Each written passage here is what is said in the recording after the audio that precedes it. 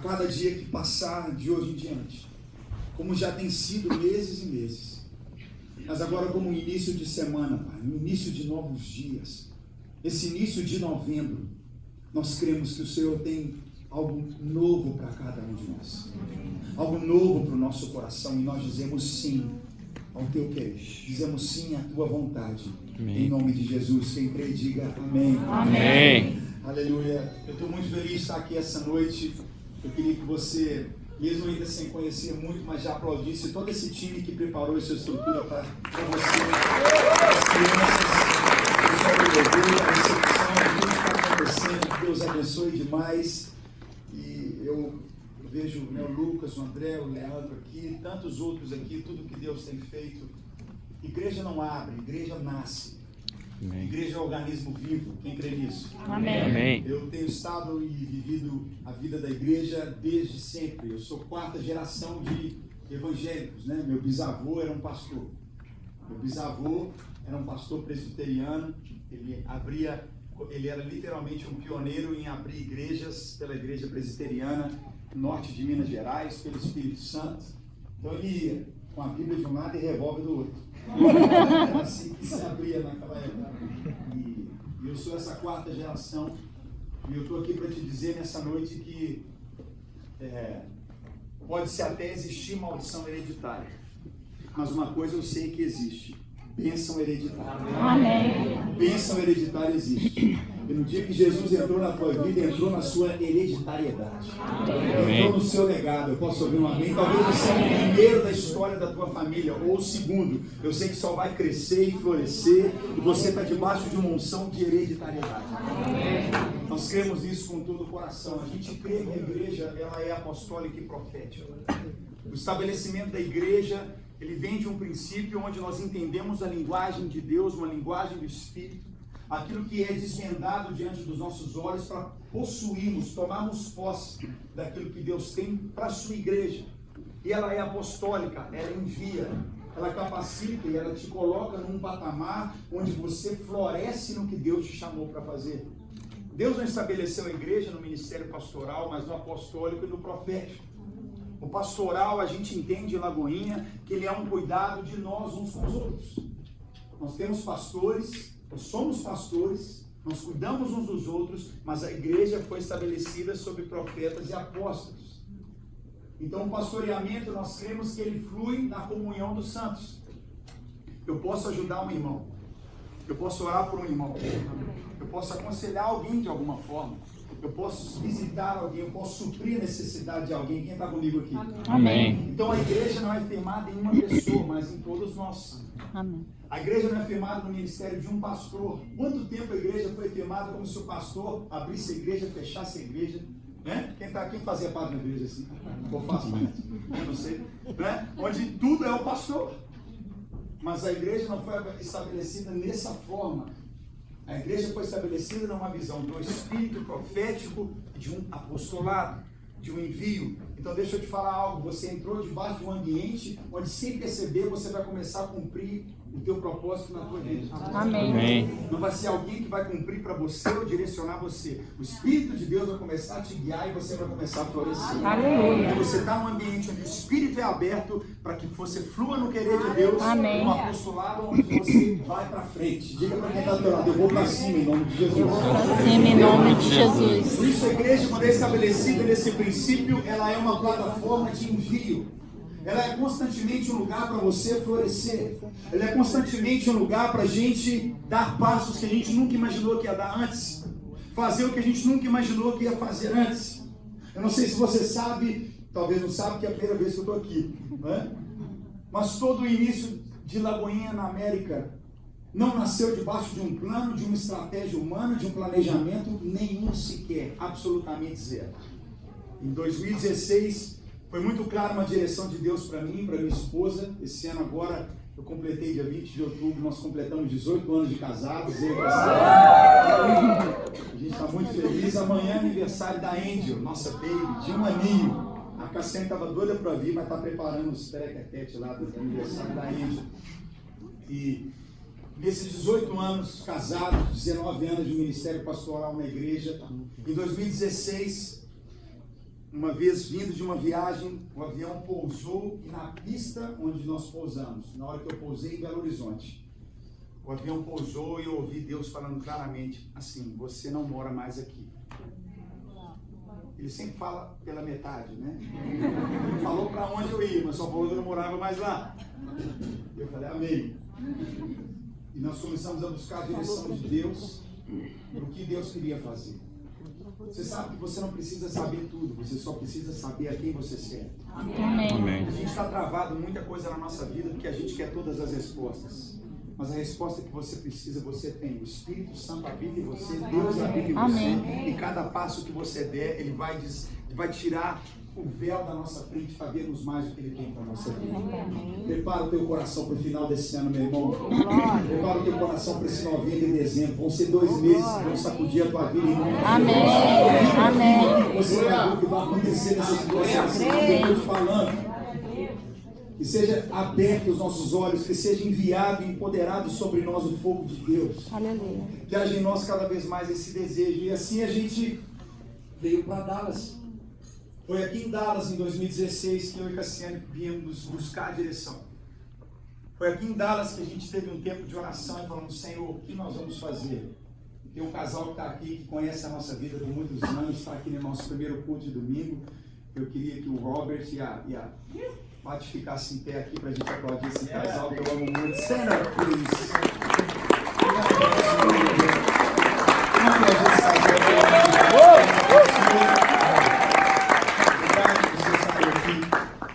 Ele sabe um pouco disso.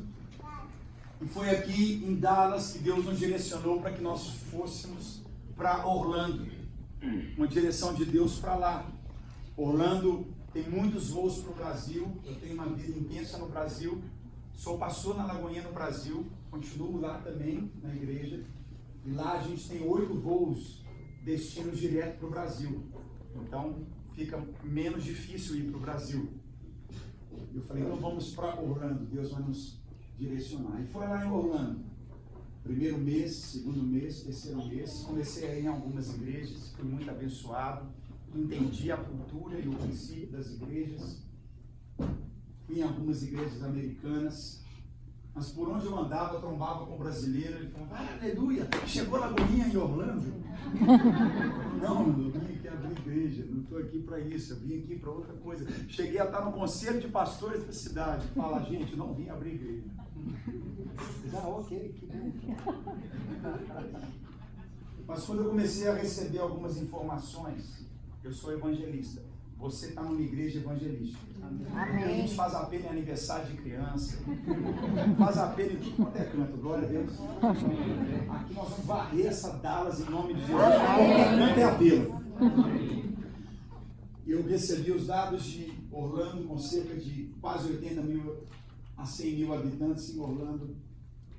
E unindo toda essa população ali com igrejas americanas e brasileiras. Menos de 3% dos brasileiros estavam congregando. Menos de 3 mil brasileiros estavam em uma igreja. E no dia que eu recebi isso e recebi esses dados, aquilo me consumiu por dentro, porque eu sou um evangelista. Queima em mim. Eu ia orar, não conseguia orar só por algumas coisas, aquilo brotava no meu coração. Eu comecei a ficar tenso, fui buscar com o pastor Márcio, nosso pastor sênior, a direção de Deus. Eu falei, pai, o que eu faço? Isso está queimando dentro de mim, eu não vou conseguir deter. E assim a gente começou uma reunião de oração em casa. Nós reunimos em casa, começamos a orar. E nessa semana nós vamos completar 2 meses em Orlando. 2 anos em Orlando. E pela graça de Deus, a gente está ali vivendo algo que eu creio que Dallas tem um potencial tão grande quanto. Amém. Um potencial onde milhares de brasileiros estão aqui. Milhares. Nós não somos uma igreja que pensa que é a única igreja, mas a gente trabalha como se fosse. Nós não somos uma única igreja, mas a gente trabalha como se fosse a única. Essa é a diferença. É entender que no que cabe a nós, nós não vamos deixar, não vamos perder ninguém. Amém. O que cabe a nós, a gente vai se esforçar para ganhar o máximo e alcançar o máximo. Posso ouvir um amém? Amém. Isso tem que ser muito claro para nós. Isso tem que arder dentro de nós. E foi assim que nasceu. Tivemos uma reunião de oração, 40 e poucas pessoas, 60 pessoas, pouco mais de 120 pessoas. E o nosso primeiro domingo tinha mais ou menos o que tem aqui hoje à noite, creio eu. Não é verdade? É verdade. Então, eu vou te falar uma coisa, vai pra cima, sacode uns 3 do teu lado e fala, vai pra cima. Vai pra cima, vai pra cima. Eu vou te encorajar, te humilhar, te liberar pra você fazer, alcançar pessoas. Todo mundo tá indo pra cima. Estabelecemos o reino de Deus aqui, todo mundo. Glória!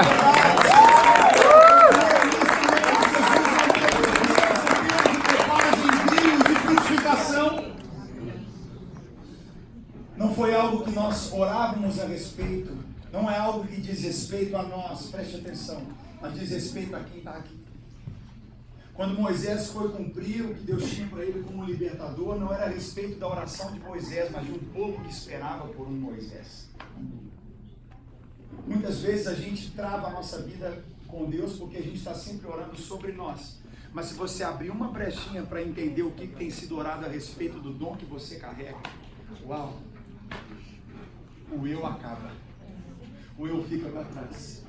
O eu se torna um detalhe, porque você começa a cumprir algo que vai além de você mesmo. O ministério vai além de nós mesmos. O chamado vai além de nós mesmos. Lagoinha Dallas, o que nós vamos viver aqui vai ser além de nós mesmos. Porque a igreja não é nossa, a igreja é de Jesus. A obra não é nossa, a obra é de Jesus. E quanto mais passos e espaços nós damos, mais o Senhor vai fazer. Você crê nisso em nome de Jesus? E eu vim te encorajar essa noite a entender isso. Eu creio que há um vinho novo em odres novos. Eu creio que há um vinho novo a ser derramado. Realidades novas que nunca foram vividas aqui em Dallas. Elas vão ser vividas em nome de Jesus. Amém. Se você abrir a tua Bíblia comigo em Lucas, no capítulo 8, vamos ter nas telas também. A partir do versículo 22.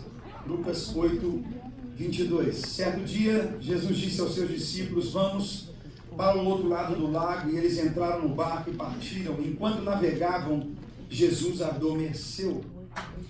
Abateu-se sobre o lago, então, mar da Galileia, uma forte vendaval, de modo que o barco estava sendo inundado, e eles corriam um grande perigo, e os discípulos foram acordá-lo, clamando, mestre, mestre, vamos morrer. Ele se levantou, repreendeu o vento e a violência das águas, tudo se acalmou e ficou tranquilo. E ele fala, onde está a sua fé?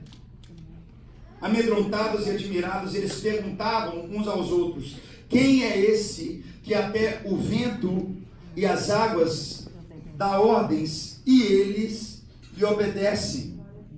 Navegavam para a região dos Gerazenos, Gadarenos, que fica do outro lado do lago, em frente à Galileia. Quando Jesus pisou em terra, foi ao encontro dele o endemoniado daquela cidade.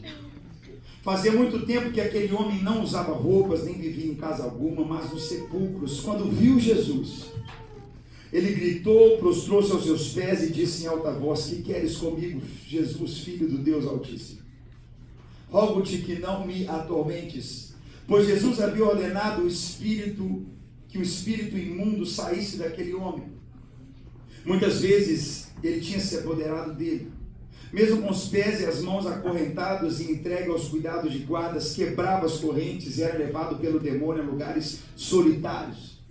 Jesus lhe pergunta qual o seu nome, ele diz Legião, respondeu ele, porque muitos demônios haviam entrado nele, e ele imploravam-lhe que não os mandasse para o abismo.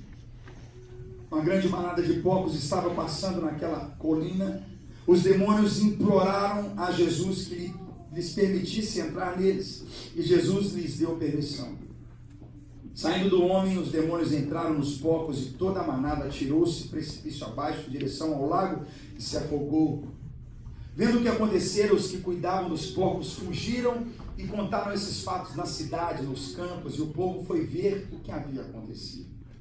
Quando se aproximaram de Jesus, viram que o homem de quem havia saído os demônios estava assentado aos pés de Jesus, vestido em perfeito juízo, e ficaram com medo.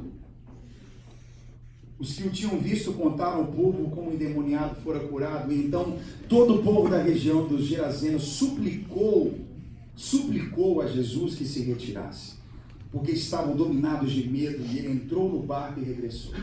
E o homem que haviam saído os demônios suplicava-lhe que o deixasse ir com ele, mas Jesus o mandou embora, dizendo: volta para casa e conte o quanto Deus lhe fez. Assim o homem se foi e anunciou na cidade inteira o quanto Jesus tinha feito.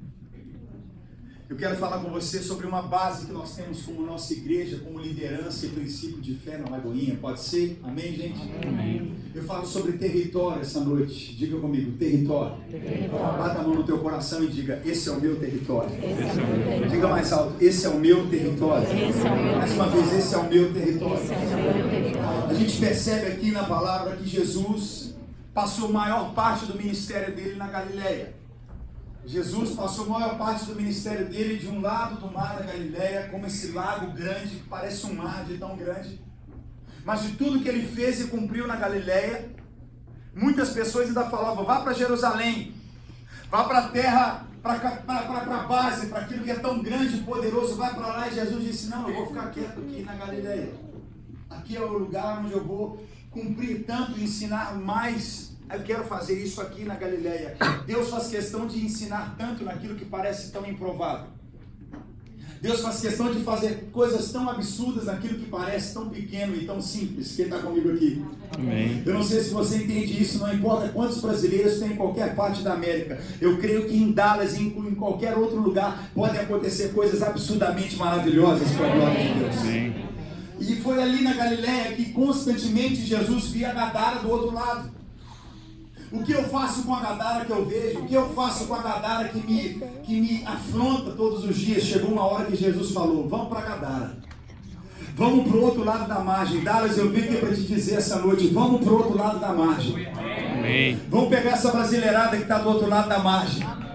Vamos alcançar pessoas, americanos, pessoas internacionais de qualquer outra parte do mundo que estão do outro lado da margem. Tem muita gente do outro lado da margem. É muito fácil a gente ficar só de um lado da margem, mas chega uma hora que a gente cansa de ficar desse lado da margem.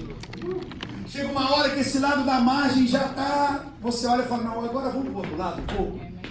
Vamos para aquele lugar que não tem a cultura que a gente tem. Vamos para aquele lugar que não vive da maneira que a gente vive, que nem come a comida que a gente come. Está na hora de ir para aquele outro lado. Dallas! É hora de ir para o outro lado. Eu creio nessa noite que o que Deus tem para nós como igreja é hora de ir para o outro lado. Porque do lado que nós já vivemos, estamos, nós sabemos, nós já comemos, nós já entendemos, mas existe um outro lado que a gente tem que chegar, e nós vamos chegar nesse outro lado em nome de Jesus. Amém. E para chegar nesse outro lado, a gente vai com Jesus dormindo, mas a gente vai estar no meio de muita tempestade. Jesus está ali, amém? Amém? Mas o vento vem e as águas se levantam. Por que eu falo isso? Porque se Jesus está no barco, vai tudo muito bem. Quem conhece esse corinho? Porque isso no barco tudo vai muito bem. Hã? Ah, pastor, meu casamento está não sei o quê, mas Jesus está no seu barco? Tá, então vai tudo muito bem. A questão é se Jesus sai do nosso barco. A questão, Dallas, é se aquilo que a gente está fazendo por nós mesmos, ou Jesus está no nosso barco. E eu creio que Jesus está no nosso barco. Então a gente aguenta qualquer vento, a gente vai aguentar qualquer onda. Posso ouvir um amém aqui nessa noite? Vai pregar aqui, Dallas, em nome de Jesus. A gente vai aguentar o que for, porque Jesus está no barco. Porque Jesus está no barco. Quando a ordem foi de ir para aquele lado, o que veio não foi um sopro de envio, mas foi um sopro contrário. O que veio não foi águas tranquilas, mas águas confusas. Mas Jesus estava no barco. Ou seja, não vai ser a minha circunstância que vai determinar, mas é se Jesus está no meu barco. E eu creio que aqui, em pleno, em toda a grande Dallas, nós nunca vamos ter medo de tribulações, de ondas e de ventos, porque Jesus está no nosso barco. Amém. Diga comigo: Jesus está no meu barco. Jesus está no meu barco. Jesus está no meu barco. Jesus está no meu barco. Então o que define a minha vida não é o tamanho do vento que eu enfrento ou da onda que eu passo, mas é se Jesus está no meu barco. O que define o meu chamado, o meu ministério é se Jesus está no meu barco. Porque onda vem, onda vai, vento vem, vento vai. Mas se Jesus está no barco, eu vou chegar onde Ele quer que eu chegue. Porque Ele me leva, a palavra é dEle, o envio é dEle. Nós estamos aqui vivendo um tempo onde a gente crê que Jesus está dizendo: vai para esse outro lado agora. Vai um pouco mais. Vá onde você nunca foi. Pise onde você nunca pisou. Faça o que você nunca fez. Conviva com realidades que você ainda não conviveu. E eu creio que nós seremos surpreendidos nesses próximos dias, semanas e meses. Porque Jesus está no nosso barco. Aleluia. Aleluia. Eu vou falar de novo. Jesus está no nosso barco. Amém. O final daquele momento com Jesus no barco é que os discípulos terminavam dizendo o quê? Quem é esse que até o vento e o mar lhe obedecem? No final desse momento, os discípulos perguntavam: quem é esse que o vento obedece, que o mar obedece? Mas Jesus, quando pisa em Gadara, quem vem recebê-lo em Gadara é o endemoniado da cidade. Não foi o prefeito da cidade, não foi o líder do condado da cidade, né? Aqui tem condado também, os counties, né? Não foi. Quem foi recebê-lo foi o pior possível. Quem foi recebê-lo foi aquele que recebeu, enquanto os discípulos falavam: quem é esse? O endemoniado se prostra e fala: Jesus, Filho do Deus Altíssimo. Enquanto tem discípulo perguntado se o mover é de Deus, tem endemoniado vendo o que Deus está fazendo. Enquanto tem discípulo querendo analisar o milagre que Jesus faz. Deixa eu analisar isso aqui, eu não estudei isso aqui ainda. Preciso entender que milagre é esse. Tem endemoniado se prostrando dizendo: Jesus. A gente tem que parar de tentar analisar muita coisa e simplesmente continuar com Jesus no barco na Goiânia. A gente tem que dar um passo nessa Gadara, a gente tem que entrar nesse tempo, eu creio, aqui para toda essa região, para todos nós. Tem algo que Deus quer fazer, há um romper. Eu vejo uma boca de Deus aqui, pronto para bradar. Pronto para bradar. Pronto para bradar. Aleluia, ele já bradou. Creio com todo o coração. E qual era o clamor desse endemoniado? Eu venho aqui para isso. Essa palavra é base de toda a nossa liderança em Lagoinha, no mundo todo. Nós somos hoje cerca de 514 igrejas no Brasil e no mundo. Temos estabelecido algo que Deus tem trazido em menos de 5 anos, que Deus tem colocado no nosso coração. Não é algo que a gente, como eu falei, planejou, mas entendeu o que é esse tempo de Deus. Assim como nasceu em Orlando, assim como estamos em Boston, assim como estamos em Miami, assim como tem florescido em Nova York nos próximos dias, eu creio que Deus tem algo aqui para Dallas. Amém. É algo muito forte que Deus quer fazer através de cada um aqui. E eu repito, isso não vem de ninguém, é Deus que está fazendo. Nem eu sei como é que eu vim parar aqui. Porque a igreja é de Jesus, não é de pastor nenhum, não é, é de Jesus. Eu abri um parênteses aqui. Lagoinha não foi fundada pelo pastor Márcio, foi uma outra família. Igreja não tem família dona de igreja, a igreja é de Jesus. Amém. Tem gente que fala: pastor André, quem vai suceder o pastor Márcio? Eu não quero nem saber quem vai suceder, eu quero cumprir o hoje de Deus na minha vida. Porque a igreja não é de uma família, a igreja é de Jesus. Amém. Você sabe que muitos ministérios acabam porque o pastor passa por filho. E às vezes tinha um líder do lado dele que ele não passou, que achou que a igreja era dele. A igreja não é de ninguém, ela é de uma pessoa. E essa pessoa se chama Jesus Cristo.